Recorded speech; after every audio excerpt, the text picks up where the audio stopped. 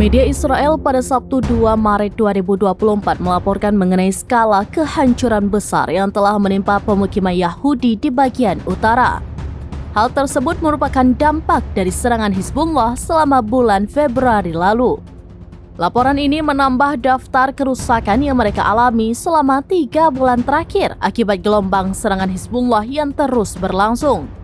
Menurut laporan yang diterbitkan oleh Lobby 1701 yang dikutip Yediot Ahronot, kelompok Hizbullah Lebanon meluncurkan 668 roket dengan lintasan melengkung, 21 roket berat, 91 rudal berpemandu presisi, dan sekitar 40 drone ke arah Israel dalam sebulan terakhir.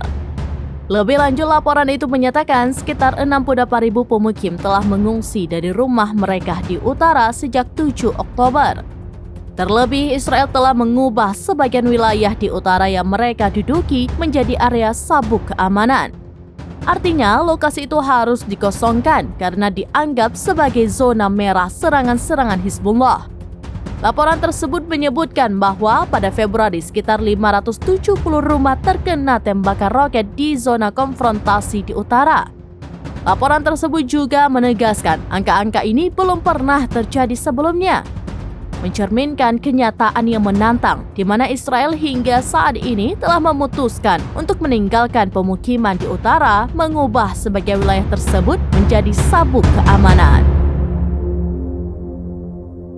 Download Tribun X sekarang, menghadirkan lokal menjadi Indonesia.